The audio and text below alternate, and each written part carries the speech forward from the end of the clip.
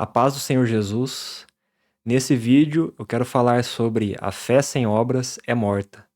E eu quero começar lendo o texto de Tiago 2, do 14 ao 17, que diz assim: Meus irmãos, qual é o proveito se alguém disser que tem fé, mas não tiver obras? Será que essa fé pode salvá-lo? Se um irmão ou uma irmã estiverem com falta de roupa e necessitando do alimento diário, e um de vocês lhes disser, vão em paz, tratem de se aquecer e de se alimentar bem, mas não lhes dão o necessário para o corpo, qual é o proveito disso? Assim também a fé, se não tiver obras, por si só está morta. Então, presta atenção nesse versículo 17. Também a fé, se não tiver obras, por si só está morta. A fé, se não tiver obras, por si só está morta.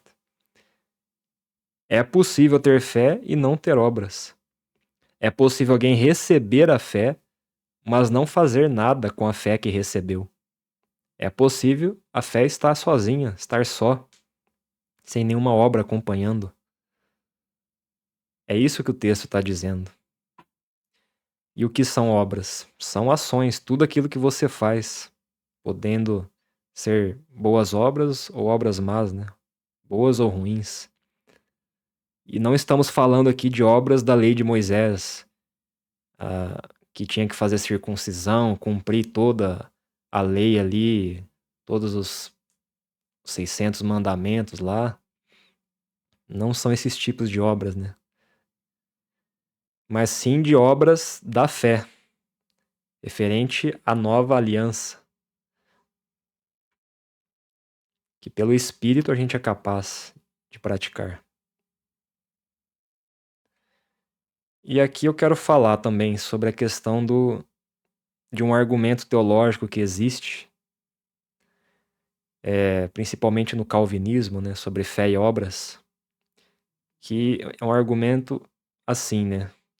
Aquele que é salvo, consequentemente, vai praticar boas obras. Isso é automático. Se não praticou boas obras, é porque não era salvo, não era regenerado. Aquele que realmente tem fé vai se santificar e vai praticar boas obras. Então, tanto calvinistas como arminianos acreditam nisso e ensinam isso, né? Ambos usam esse argumento, né? A pessoa que realmente creu em Jesus, nasceu de novo, foi justificada pela fé, ela vai praticar boas obras, isso é consequência. Bom, mas veremos que isso não é bíblico. É um sofisma ou paralogismo, um argumento filosófico. Quando a gente vai estudar, ler os textos da Bíblia mesmo, sem um viés teológico, seja calvinismo, arminianismo, a gente vai ver que esse argumento não faz sentido. E o que é um sofisma, né, ou paralogismo? Sofisma é um argumento ou raciocínio concebido com o objetivo de produzir a ilusão da verdade, que, embora simule um acordo com as regras da lógica, apresenta na realidade uma estrutura interna inconsistente, incorreta e deliberadamente enganosa. Então é um raciocínio produzido com a intenção de... Parece que é a verdade, mas está errado ali, né? É com a intenção de enganar mesmo, né? Deliberadamente enganosa. Pode parecer bonito o argumento, pode parecer que faz sentido, mas na verdade não está errado. Paralogismo é um pouco diferente, né? É um raciocínio falso, inválido também, mas é cometido sem a intenção de enganar. Diferente do sofisma, que é intencional.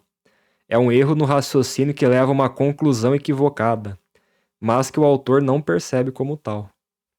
Então, qual que é a diferença entre paralogismo e sofisma? Enquanto o sofisma tem a intenção de ludibriar seu interlocutor, agindo de maneira desonesta, o paralogismo, por sua vez, é cometido de maneira não intencional.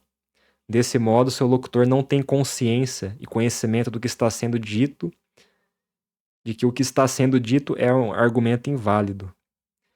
Então essa é a diferença entre sofisma e paralogismo, né? Sofisma é um argumento errado que a pessoa usa com a intenção de enganar. É um argumento que parece que está certo, é bonito, mas está errado. Paralogismo é um argumento errado também, mas é um que a pessoa faz sem perceber que está errado, né? Então, geralmente aí nas interpretações eu creio que é um paralogismo que as pessoas fazem, né? Um argumento que a pessoa faz sem perceber que está errado, né? Se uma pessoa faz de maneira com a intenção de enganar, aí é ali Deus mesmo, né? Mas eu creio que na maioria das vezes é um paralogismo. Ela crê que está certo aquilo ali, mas no fundo não tem base bíblica aquilo ali. Foi sendo construindo ao longo do tempo, né, esse argumento e repetindo, mas no fundo não faz sentido. E a gente vai ver isso lendo alguns textos aqui, 1 Timóteo 4,14. Não seja, aqui é Paulo falando com Timóteo, né? Não seja negligente para com o dom que você recebeu, o qual lhe foi dado mediante profecia, com a imposição das mãos do presbitério. Então Paulo estava admoestando Timóteo a não ser negligente com o dom que ele recebeu. Timóteo recebeu um dom mediante profecia com imposição de mãos do presbitério e tinha a possibilidade dele ser negligente com o dom. Em 2 Timóteo 1, 6, 7 vai falar sobre isso também, né? Por essa razão, venha lembrar-lhe que reavive o dom de Deus que está em você pela imposição das minhas mãos. Porque Deus não nos deu espírito de covardia, mas de poder, de amor e de moderação. Mesma coisa aqui, né? Timóteo estava passando por ali uma certa intimidação no ministério, né? E Paulo estava falando, né? Reavive o dom de Deus que está em você, né? Ele recebeu o dom. Tanto Paulo como Timóteo eram salvos, eram regenerados, eram eleitos, filhos de Deus. E aqui Paulo está falando em relação ao dom, ao ministério dele, para reavivar, para não ser negligente. E Colossenses 4,14: E digam a Arquipo, atente para o ministério que você recebeu no Senhor, cumprindo bem a sua tarefa. É o mesmo assunto aqui, né? Questão de ministério, para cumprir o ministério, não ser negligente. Arquipo recebeu o ministério no Senhor. Arquipo era salvo, era regenerado. E Tiago 4,17 vai dizer, né? Portanto, aquele que sabe que deve fazer o bem e não faz, nisso está pecando. Então, todos esses textos aqui vão falar sobre a questão do pecado de negligência. E como que uma pessoa sabe que deve fazer o bem a não ser que ela seja regenerada? Todos eles aqui eram regenerados, receberam o Espírito, receberam ministério, dons, mas estavam sendo negligentes aqui. Paulo estava encorajando eles, admoestando, para não serem negligentes com o que receberam.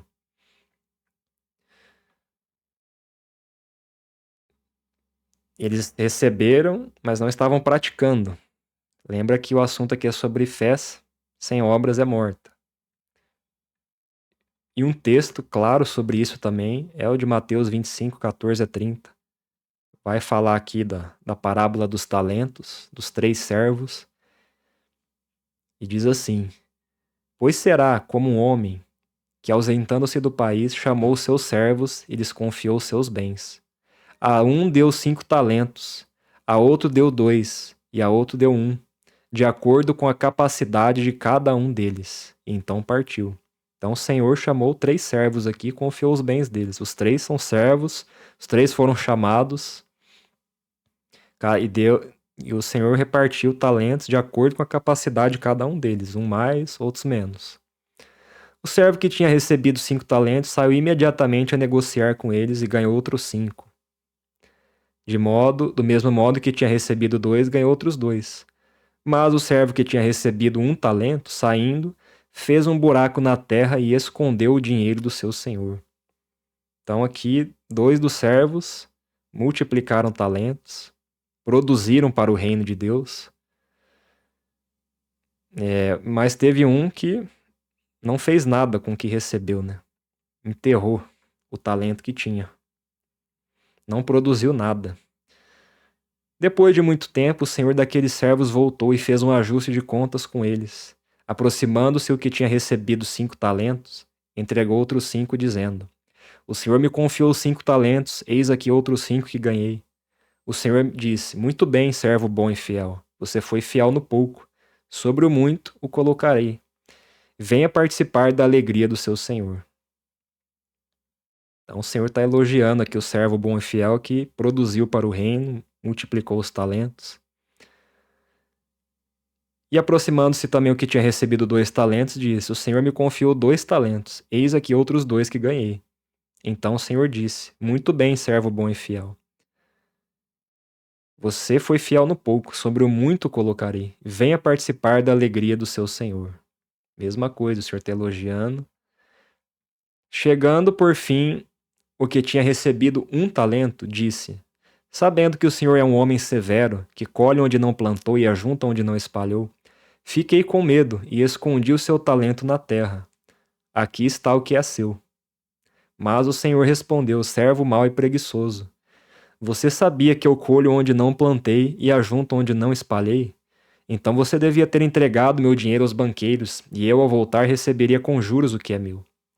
Portanto, tirem dele o talento e deem ao que tem 10, porque a todo que tem mais será dado, e terá em abundância. Mas ao que não tem, até o que tem lhe será tirado. Quanto ao servo inútil, lancem-no para fora nas trevas. Ali haverá choro e ranger de dentes. Então aqui os três eram servos, os três faziam parte do corpo de Cristo. Cada um recebeu talentos, cada um de acordo com a sua capacidade. Mas o que recebeu 1 talento não produziu nada para o reino, não aumentou, não multiplicou. E o Senhor respondeu: servo mau e preguiçoso. Então a pessoa é um exemplo aqui de fé sem obras. A pessoa recebeu a fé, recebeu algo de Deus, mas não praticou. Isso que é bíblico. É possível a pessoa receber algo de Deus, receber a fé, receber a salvação, mas não produzir nada, não avançar, não produzir nada para o reino. Isso é possível. Em outro texto aqui de João 3, 12 a 15, que vai dizer, 12 e 15 na verdade: Não sejamos como Caim, que era do maligno, e matou seu irmão. E por que o matou? Porque as suas obras eram más, e as de seu irmão eram justas. Olha as obras aqui influenciando. Todo aquele que odeia o seu irmão é assassino. E vocês sabem que todo assassino não tem a vida eterna permanente em si. Olha que versículo interessante esse aqui para meditar. Todo aquele que odeia o seu irmão é assassino, e vocês sabem que todo assassino não tem a vida eterna permanente em si. Ou seja, essa pessoa é o exemplo de uma pessoa que recebeu a vida eterna. Nasceu de novo, recebeu o Espírito Santo, foi justificado pela fé, mas está vivendo um certo tipo de pecado aqui, não está amando os irmãos. Ele tem a vida eterna, ele recebeu. Mas se ele continuar nesse pecado de não amar os irmãos, a vida eterna não será permanente nele. Se ele não se arrepender, ele vai perder essa vida eterna. Está falando de perda da salvação aqui. Então, nesses 2 textos que a gente leu aqui, de produzir para o reino, de talento, e aqui também é fé sem obras. A pessoa recebeu, mas não está praticando. Isso é o que diz a Bíblia. Continuando, Tiago 2, 20 a 26. Seu tolo, você quer ter certeza de que a fé sem as obras é inútil? Por acaso não foi pelas obras que Abraão, nosso pai, foi justificado quando ofereceu seu filho Isaque sobre o altar? Você percebe que a fé operava juntamente com as suas obras e que foi pelas obras que a fé se consumou. e se cumpriu a escritura que diz: Abraão creu em Deus, e isso lhe foi atribuído para a justiça, e ele foi chamado amigo de Deus. Assim, vocês percebem que uma pessoa é justificada pelas obras e não somente pela fé. As duas coisas justificam aqui, tanto as obras como a fé. De igual modo, será que não foi também pelas obras que a prostituta Raabe foi justificada, quando acolheu os emissários e os fez partir por outro caminho? Porque assim como o corpo sem espírito é morto, assim também a fé sem obras é morta. A fé sem obras é morta. E sobre isso também vão dizer, né, sobre esse raciocínio da teologia aí. Você vai ler em comentários de Bíblia de estudo, em livro de teologia, pessoas comentando na internet, vários lugares, mesmo comentário semelhante a esse, né? Essa fé se refere a uma fé teórica, de uma pessoa que diz que crê, mas que não crê verdadeiramente em Cristo como seu Salvador. Portanto, não é uma pessoa regenerada. E é isso que você vai ouvir geralmente, né? Quando vai entrar nesse assunto de fé e obras, salvação pela fé, pelas obras. Vão falar, né? As obras são consequência da pessoa que foi salva. Quando tá falando aqui de fé sem obras é morta, tá falando de uma pessoa que crê, mas realmente não crê, não nasceu de novo. Vão falar isso, né? Mas não é isso que o texto está dizendo. Aqui está falando de uma fé verdadeira, de uma pessoa regenerada. A fé que a pessoa recebeu de Deus. Porém, ela não está praticando essa fé. Tiago vai falar na sua carta várias vezes: meus irmãos, escutem, meus amados irmãos. Está falando com a igreja ali, com os eleitos, com os filhos de Deus, aqueles que receberam a fé, o corpo de Cristo. Mas que alguns ali não estavam praticando a fé. É isso que o texto está dizendo. Não tem essa de que a pessoa é um falso salvo ali, né? Não é isso que o texto está dizendo. E outro texto aqui também, de clássico, né? Efésios 2, 8 a 10. Porque pela graça sois salvos. Vocês são salvos mediante a fé. E isto não vem de vocês, é um dom de Deus. É dom de Deus, mas não de obras, para que ninguém se glorie. Pois somos feitura dele, criados em Cristo Jesus para boas obras, as quais Deus de antemão preparou para que andássemos nelas. Então, somos salvos pela graça mediante a fé. Isso não vem de nós, é dom de Deus, não de obras para que ninguém se glorie. Realmente, quando a gente crê, não é pelas obras, né, de justiça que a gente tinha praticado, boas obras que a gente tinha feito, foi pela fé em Cristo que a gente creu.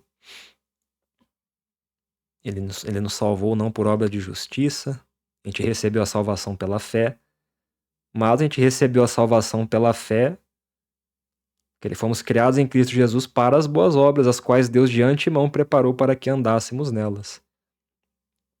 Então, pela fé, Deus nos preparou boas obras para praticar. Mas praticar essas boas obras é uma escolha. A pessoa, mesmo sendo regenerada, ela escolhe se ela vai praticar essas boas obras ou não. Se ela vai perseverar até o fim na fé ou não, se ela vai se santificar ou não, se ela vai ser fiel ao Senhor ou não. É uma escolha dela, mesmo sendo regenerada.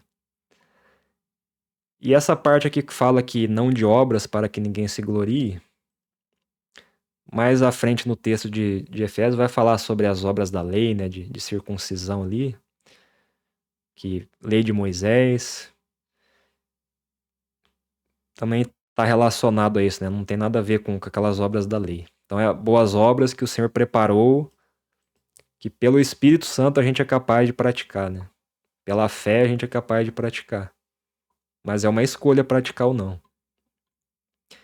Isso a gente vai ver claramente também em duas cartas das 7 igrejas ali em Apocalipse. Apocalipse 2, na carta para Tiatira, Jesus vai falar ali. Jesus está falando com as igrejas dele, com os irmãos dele, com o corpo de Cristo, com os eleitos, com os filhos de Deus.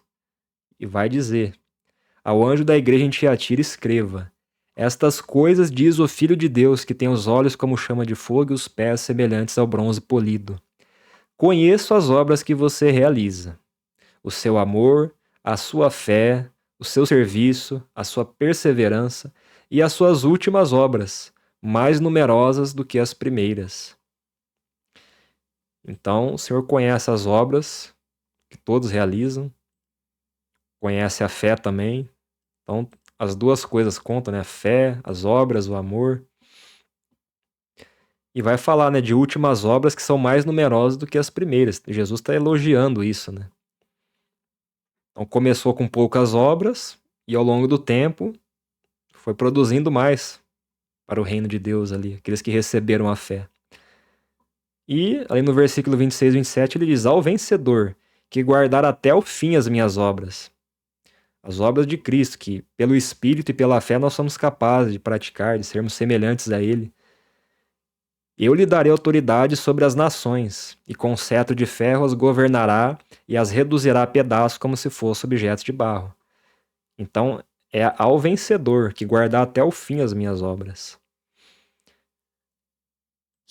Se tem vencedor, então tem perdedores também, né? Tem vencedor e perdedor. Ali na carta para as 7 igrejas tem aqueles... Tem 2 que são fiéis e 5 que o Senhor chama ao arrependimento, que tem pessoas que estão fiéis ali, mas que na mesma igreja tem pessoas que estão em pecado e o Senhor está chamando ao arrependimento. Então tem esses 2 casos.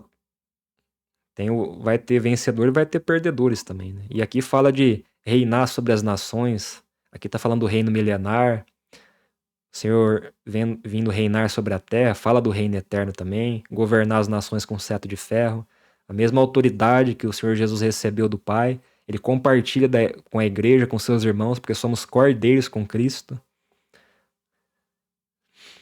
desse reino.